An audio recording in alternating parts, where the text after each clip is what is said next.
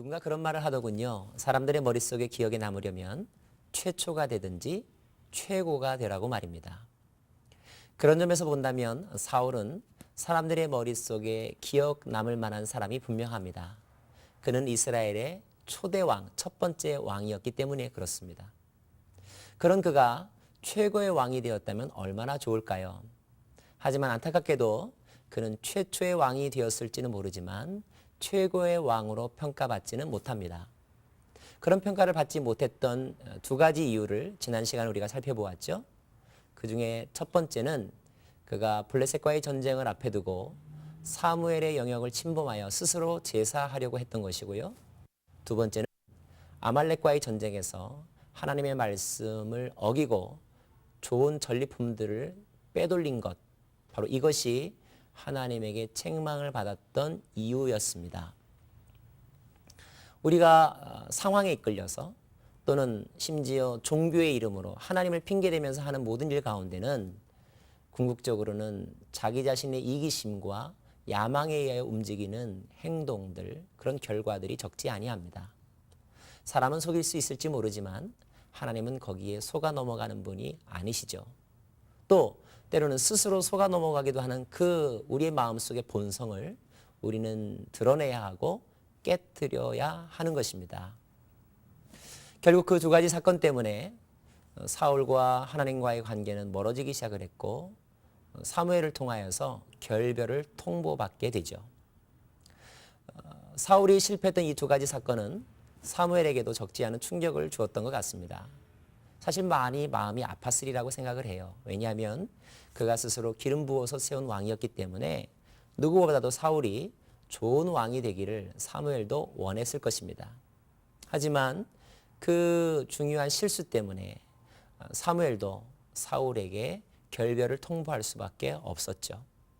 성경은 그 일 이후에 사무엘이 매우 슬퍼하는 날들을 보냈다고 기록하고 있습니다. 자, 그러면 어찌 되는 것일까요? 이스라엘을 통하여 하나님의 나라를 이루고자 한 그분의 계획은 이제 좌절된 것일까요? 사울의 불순종으로 말미암아 멈추어지게 된 것일까요? 하지만 우리는 하나님의 성품 가운데서 포기하지 않으시는 그분의 본성을 발견하게 됩니다. 하나님의 사람이 실패해도 하나님은 실패하지 않으십니다. 하나님의 사람이 변해도 하나님은 변하지 않으십니다. 포기할 수 없는 하나님께서 사무엘에게 이렇게 말씀하십니다. 사무엘아, 내가 어느 때까지 슬퍼하겠느냐. 사랑하는 여러분, 우리가 어떤 일을 당하면 좌절감 또는 슬픔 또는 분노라고 하는 감정을 경험하게 됩니다. 너무 충격적이고 놀랍기 때문에 그렇죠. 하지만 중요한 것은 그 감정이 나를 계속하여 주장하도록 내버려둬서는 안 된다는 것입니다. 왜냐고요? 그 감정보다 하나님께서 우리를 통하여 이루고자 하시는 그분의 계획과 목적이 더 중요하기 때문입니다. 기쁠 때 기뻐할 수 있고 슬픈 일이 있을 때 슬퍼할 수는 있습니다. 하지만 그것이 2차적인 또는 3차적인 어떤 결과에까지 영향을 주게 내버려둬서는 아니 됩니다.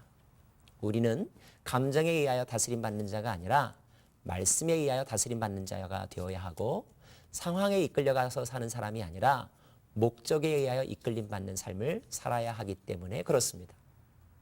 하나님은 우울해하고 있는 또는 슬퍼하고 있는 사무엘에게 책망하시면서 그에게 미션을 주십니다. 다른 사람을 찾아보아라. 내가 예비한 사람이 있다. 그 예비한 사람이 누구입니까? 하나님은 사무엘에게 베들레헴으로 가라고 말씀하십니다. 이새라고 하는 사람의 집에 찾아가라고 말씀하시죠. 그 가운데 하나님께서 예비하신 새로운 사람이 있다고 말씀하고 계십니다. 그래서 사무엘상 16장에는 이제 사무엘이 베들레헴 이새의 집에 찾아가서 하나님께서 기름 붓고자 원하시는 사람을 찾는 새로운 사람을 찾는 그 과정에 대해서 소개해 주고 있습니다. 자, 그 과정을 여러분 잘 알고 계시죠? 한번 상상해 보겠습니다. 하나님께서 이새의 집에 왔습니다. 영적인 거인이며 어르신께서 그 동네에 왔을 때 그 동네 사람들은 얼마나 흥분했고 또 놀라며 기대감에 가득 차 있었을까요? 아마 이새는 더 했을 것입니다. 자신의 아들들을 다 불렀습니다. 그리고 사무엘 앞에서 기도받기를 원했습니다. 첫 번째 아들이 왔습니다. 성경은 그 아들이 외모가 준수하고 그리고 다른 사람들보다 눈에 띄는 그런 아들이었다고 소개해주고 있습니다. 사무엘은 그 아들을 보는 순간 이 아들이 하나님께서 찾으시는 사람이구나 라고 생각을 했던 것 같습니다. 그 이유 가운데 하나는 아마 그가 장자여서 맏아들이어서이기도 했을 거예요. 왜냐하면 이스라엘이나 한국이나 맏아들이 차지하고 있는 영적인 또는 가족적인 비중은 대단하거든요. 맏아들은 집안의 대를 이어가는 사람이고 집안의 재산의 가장 많은 부분을 물려받는 사람이면서 그 집안을 대표하는 사람이기 때문에 그렇습니다. 또 맏아들, 첫째는 하나님의 것이라고 하는 영적인 그 전통이 그들 가운데 있기 때문이죠. 그래서 사무엘도 그 엘리압을 보면서 이 아들이 바로 그 사람이구나 생각을 했던 것 같습니다. 보니까 얼굴에 총기도 있었고요. 외모도 준수했고요. 그래서 사무엘은 그에게 기름 부으려고 했었죠. 하지만 그때 하나님께서 말씀하십니다. 하나님 하신 말씀이 바로 사무엘상 16장 7절인데요. 여호와께서 사무엘에게 이르시되 그 용모와 신장을 보지 말라. 내가 이미 그를 버렸노라. 나의 보는 것은 사람과 같지 아니하니 사람은 외모를 보거니와 나 여호와는 중심을 보느니라. 하나님은 엘리압이 아니라고 말씀하셨던 것입니다. 둘째도 아니라고 말씀하십니다. 셋째도 아니라고 말씀하십니다. 하나님은 이렇게 말씀하십니다. 사람은 외모를 보거니와 나 여호와는 중심을 보느니라. 이 말씀은 매우 중요한 교훈을 우리에게 주고 있는데요. 어쩌면 이 말씀은 우리가 왜 하나님께서 사울을 버리셨을까? 왜 사울 대신 새로운 사람을 찾으실까에 대한 해답이 되기도 합니다. 그것은 다른 어떤 것보다도 사울이 그 마음가짐에 있어서 하나님의 기준을 통과하지 못했다는 것을 의미합니다. 겉으로 드러나는 행동이나 겉으로 저지른 실수가 중요한 것이 아닙니다. 그 마음의 중심, 때로는 사울 그 스스로도 알지 못했던 그 마음의 결정적인 부족함, 이것 때문에 사울은 하나님의 기대를 채울 수 없는 불행한 왕이 되었던 것입니다. 같은 실수를 되풀이하지 않기 위해서 하나님은 중심, 마음의 하트에 대해서 오늘 강조하고 계시죠. 자, 첫째가 패스, 둘째 패스, 셋째 패스. 그러다 보니 이새의 마음속에 기대했던 아들들이 전부 다 그 하나님의 기대를 충족하지 못하여서 기름 부음 받지 못하는 그런 안타까움을 경험하게 됩니다. 이새는 매우 실망했을 거예요. 우리 집안에 이렇게 하나님에게 선택받을 만한 사람이 없단 말인가? 그때 사무엘이 이새에게 말합니다. 혹시 여기 있는 아들 말고 다른 아들 없습니까? 그런데 그때 문득 이새의 머릿속에 잊고 있었던 한 아들이 떠올랐습니다. 이새가 이렇게 말을 하죠. 사무엘상 16장 11절입니다. 또 이새에게 이르되 내 아들들이 다 여기 있느냐? 이새가 가로되 아직 말째가 남았는데 그가 양을 지키나이다. 사무엘이 이새에게 이르되 보내어 그를 데려오라. 그가 여기 오기까지는 우리가 식사 자리에 앉지 아니하겠노라. 저는 6남매 중에서 막내인데요. 보통의 집안에서 막내들은 어떤 비중을 차지할까요? 막내는 제일 나이가 어리죠. 그래서 대개의 경우 사랑은 많이 받을지는 모르지만 집안의 어떤 중요한 결정을 하는 회의에는 끼지 못하는 사람이 대부분의 경우 막내입니다. 너는 나가 있어. 형들이 알아서 할게. 중요한 집안의 의사결정은 아버지와 장남의 대화를 통해서 이루어지죠. 자, 오늘도 마찬가지입니다. 대선지자가 와서 예배를 드리고 아들들을 축복하는 자리에 그 자리에 끼지 못했던 한 아들이 있었는데 그 아들이 바로 막내입니다. 왜요? 그는 다른 형들보다 영적으로나 가족적으로 중요한 비중 있는 사람이 아니기 때문에. 첫째 아들이나 둘째 아들은 반드시 있어야 되지만 마땅히 있어야 되지만 막내는 아직 나이로 보아도 그렇고 또 능력으로 보아도 아직 그 자리에 있을 만한 사람이 아니었기 때문에 그렇습니다. 이 말을 다른 말로 바꾸면 중요한 순간에 생각나지 않았던 사람, 그가 바로 다윗이었다는 말입니다.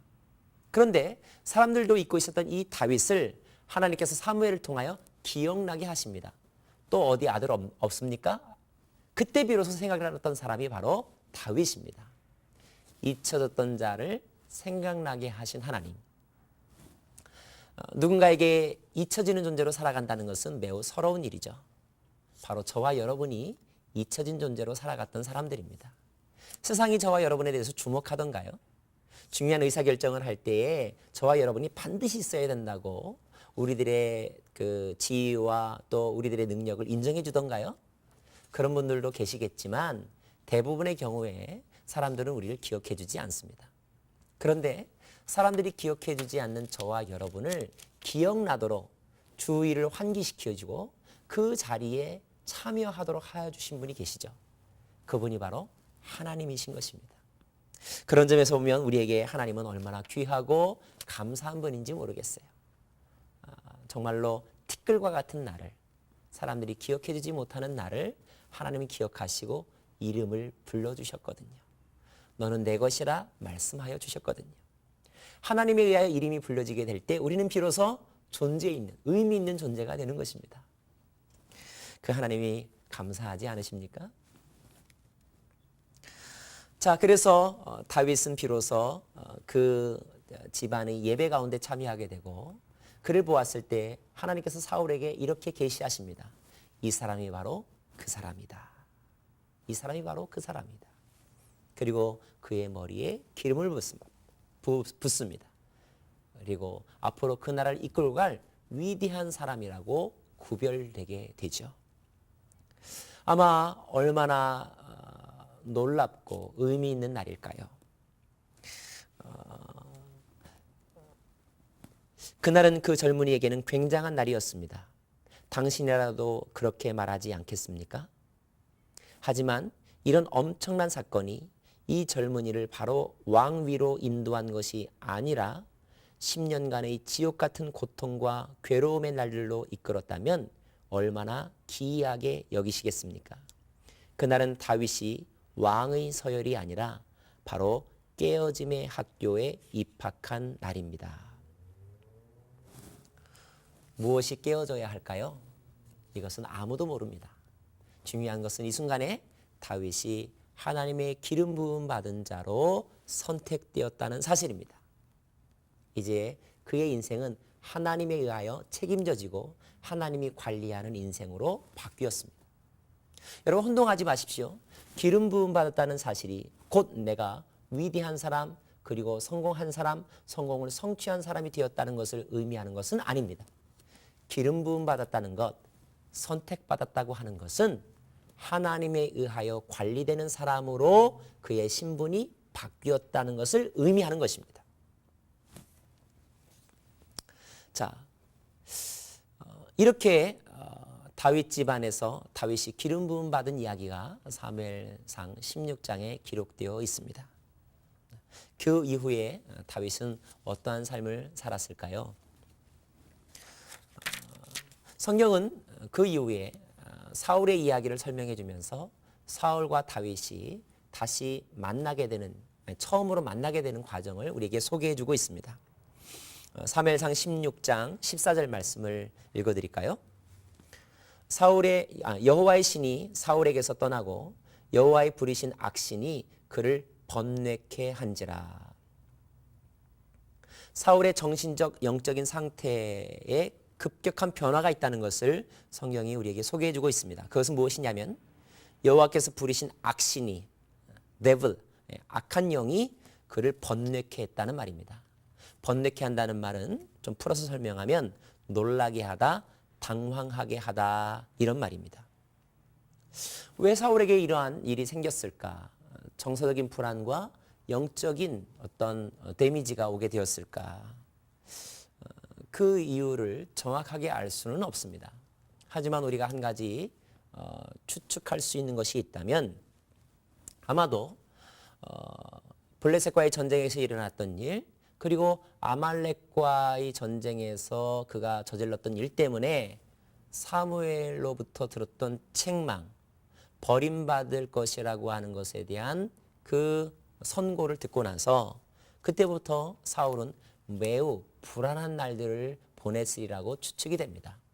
사실 사울에게 있어서 사무엘이 얼마나 영적으로 중요한 역할, 중요한 자리를 차지하고 있는 사람입니까? 자기를 왕으로 기름 부음 받은 사람이 사무엘이거든요. 적어도 사울에게 있어서는 사무엘은 큰 거목과 같은 사람이고 그의 우산 아래 머물렀던, 그의 우산 아래에서 존재할 수밖에 없었던 그런 대상이 바로 사무엘입니다. 그가 권위를 인정하는 유일한 인간이 바로 사무엘이죠. 그런데 그 사무엘로부터 책망을 듣고 버림받음에 대한 불행한 예고를 듣습니다. 아마 사울은 그때부터 매우 불안해지기 시작했을 거예요. 그리고 그 불안 때문에 잠을 못 자고 그 자신의 불안을 스스로 해결하기 위해서 몸부림치는 날들을 보냈을 것입니다. 그가 하나님의 영에 기름 부음 받고 그리고 마음의 평강을 누리며 하나님의 말씀을 예언할 때와 오늘의 모습은 정반대 상황이죠. 이제 하나님의 영이 그를 떠났고 불안과 공포와 이기심과 분노가 그의 생각과 영혼을 지배하게 되었던 것입니다. 이것이 하나님을 떠난 사람에게 나타나는 정신적, 심리적 또 영적인 상태입니다. 불안과 초조, 과대망상, 그리고 이기심, 분노.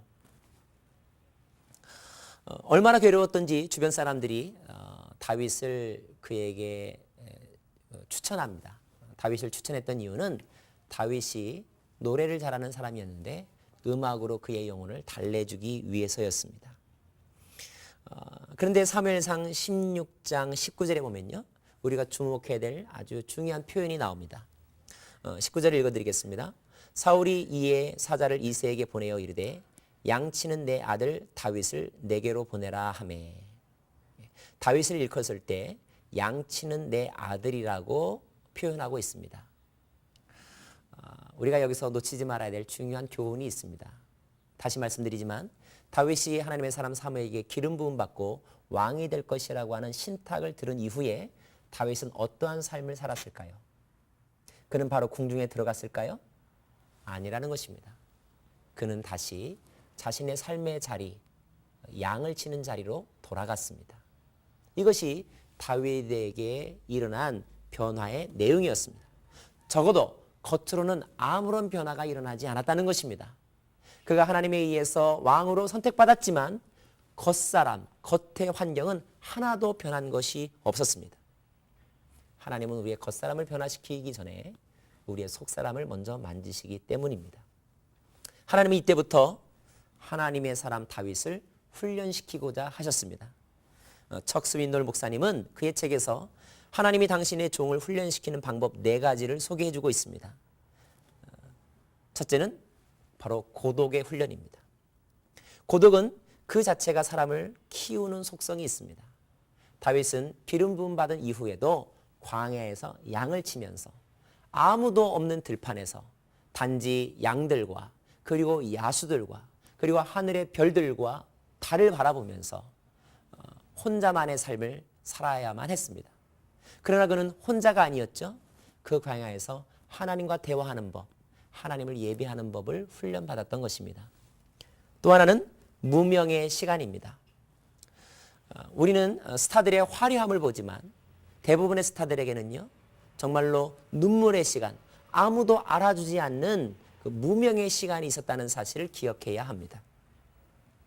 그런데 그 무명의 시절이야말로 그가 그의 인격을 훈련받고 그리고 인내심을 훈련받는 매우 좋은 영적 훈련장이라는 사실을 우리가 알게 됩니다. 성경의 모든 위인들에게도 이 무명의 시간이 있었습니다.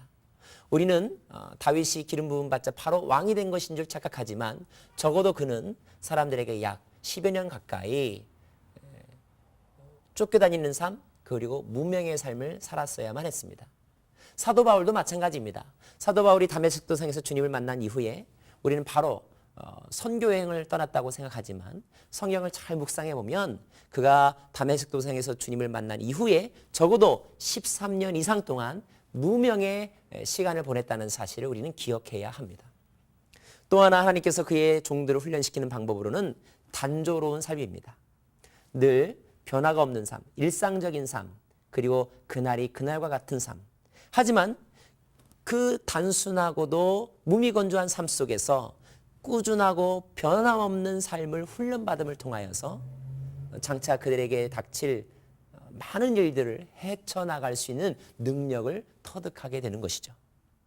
마지막으로 하나님께서 그의 종들을 훈련시키는 방법 네 번째 덕목을 말한다면 그것은 바로 현실입니다. 냉정한 현실. 다윗은 그 광야에서 양들을 지키기 위하여 사자와 곰들과 싸워야만 했습니다. 그것이 언뜻 보기에는 매우 영적인 일이 아닌 것 같았지만 그것은 먹는 문제요, 자는 문제요, 그리고 생계를 위한 문제인 것 같았지만 그 처절한 삶의 문제들을 통하여서 하나님은 그를 다듬으시고 그의 잠재 능력을 개발하시며 문제 해결 능력을 훈련시키셨다는 것입니다. 다윗은 기름 부음 받고 난 이후에도 그와 같은 시간을 보내야만 했고 그 세월 속에서 하나님의 사람으로 훈련받으면서 시간을 보내었습니다.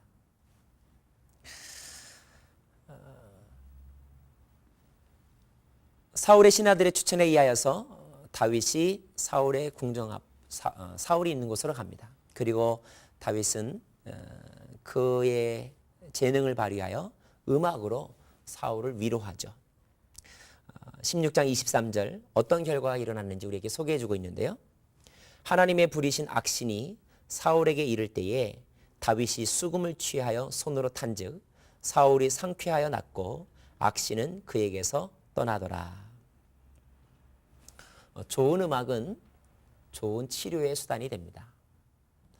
음악은 우리의 영혼에 그리고 우리의 정신에 지대한 영향을 끼치죠. 어떤 음악을 듣느냐에 따라서 그의 마음이 흥분될 수도 있고 어떤 음악을 듣느냐에 따라서 마음이 잠잠히 하나님을 생각할 수도 있습니다. 음악은 하나님께서 우리에게 주신 아주 좋은 도구입니다. 그 음악을 통하여 우리는 하나님을 찬양하기도 하죠. 그 음악으로 우리는 우리의 영혼을 치유하기도 합니다. 다윗은 하나님께서 그에게 허락하신 재능으로 영혼을 치유하는, 힐링하는 치유자가 되었습니다. 아름다운 찬양으로 사울 앞에서 노래할 때 사울의 마음이 복잡함에서 단순함으로 그리고 분노에서 평강으로 바뀌었고 그가 마음의 평정을 되찾았다는 것을 오늘 우리에게 보여주고 있습니다. 하지만 안타까운 것은 그것이 지속되지 못했다는 것이죠. 자, 오늘 말씀을 마무리합니다. 사랑하는 여러분, 이제 새로운 사람이 선택받았습니다. 그의 마음의 중심이 선택받음의 중요한 이유가 되었습니다. 하지만 기억해야 될 것은 선택받고 난 다음에도 그는 자신의 본래의 삶, 이전의 삶과 변함없는 삶을 살았다는 것입니다. 왜요? 그 가운데서 하나님께서 특별한 훈련을 하기를 원하셨기 때문입니다. 여러분의 삶에 급작스러운 변화를 기대하지 마십시오. 여러분의 속사람의 변화를 기대하시고 여기에 우리의 모든 관심이 모아지기를 원합니다.